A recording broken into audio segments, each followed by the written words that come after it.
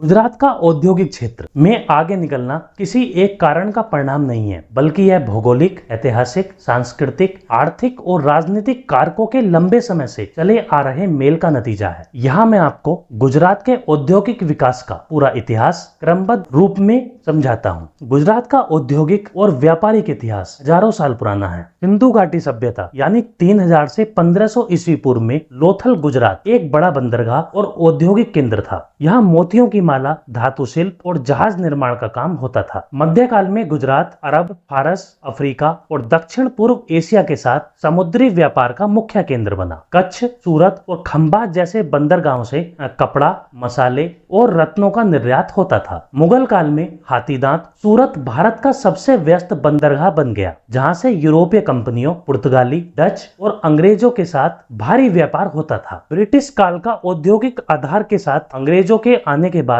गुजरात में औद्योगिकरण के लिए नए अवसर बने। साथ ही कपड़ा उद्योग में 19वीं शताब्दी के उत्तरार्ध में अहमदाबाद को पूर्व का मैनचेस्टर कहा जाने लगा, क्योंकि यहाँ कपड़ा मिलों का तेजी से विस्तार हुआ। रेलवे और बंदरगाह के क्षेत्र में ब्रिटिश सरकार ने कांडला, पोरबंदर, वेरावल जैसे बंदरगाह और रेल संपर्क विकसित किए, जिससे व्यापार आसान हुआ। व्यापारी समुदायों में गुजराती, बनिया, जैन, बोहरा, मुस्लिम और पारसी समुदाय व्यापार में कुशल थे। उन्होंने पूंजी प्रबंधन, विदेशी संपर्कों के सहारे उद्योग खड़े कर दिए। वर्ष 1947 के बाद देश भर में औद्योगिकरण की नीतियां बनी, लेकिन गुजरात को 1960 में बॉम्बे राज्य से अलग होकर स्वतंत्र राज्य का दर्जा मिला। साल 1960 से 70 का दशक, जिसमें नए राज्य के रूप में गुजरात ने औद्योगिक नीति को प्राथमिकता दी। साथ ही गुजरात इंडस्ट्रियल डेवलपमेंट कॉरपोरेशन यानी GIDC की स्थापना हुई, जिसने औद्योगिक क्षेत्रों में यानी इंडस्ट्रियल एस्टेट्स का विकास किया। अहमदाबाद, बड़ोदरा,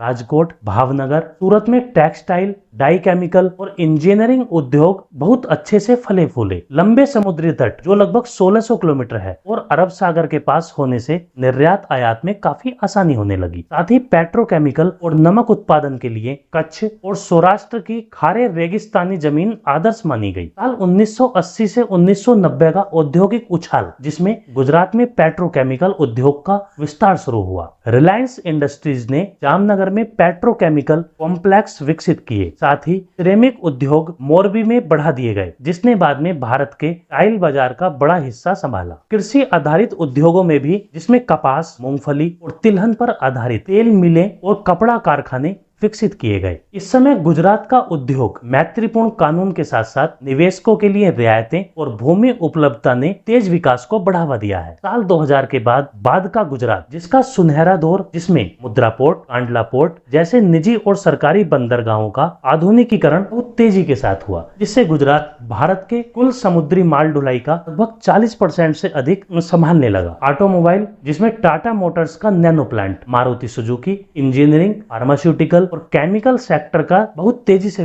विस्तार हुआ। गैस आधारित पावर प्लांट, सौर और पवन ऊर्जा में अग्रणी निवेश हुआ। निवेशकों को सिंगल विंडो क्लियरेंस और न्यूनतम प्रशासनिक बाधाएं मिलने लगी। इस अंतर्राष्ट्रीय निवेश शिखर सम्मेलन ने वैश्विक पूंजी को आकर्षित किया। गुजरात की इतनी बड़ी सफलता के बहुत से कारण हैं, जैसे गुजरात का लंबा समुद्री तट होना और प्रमुख अंतर्राष्ट्रीय शिपिंग रूट के पास होना, जिससे गुजराती समाज का ऐतिहासिक रूप से व्यापार उन्मुख होने लगा। लंबे समय तक एक राजनीतिक दल की सरकार और निवेशक हितैषी नीतियों के कारण भी गुजरात का बहुत तेजी से विकास हुआ। बंदरगाह, सड़क, बिजली, पानी की अच्छी उपलब्धता भी गुजरात के विकास का कारण है। Petrochemical, automobile, ceramic, pharma, textile, कृषि प्रसंस्करण सभी में संतुलित वृद्धि हुई, जिसमें सरकार का योगदान रहा। Reliance, Adani, Torrent, Larsen and Toubro जैसे कारपोरेट समूहों का बड़ा निवेश गुजरात की ओर हुआ। गुजरात भारत के कुल निर्यात में लगभग 20% योगदान देता है। राज्य में डेडिकेटेड फ्रेट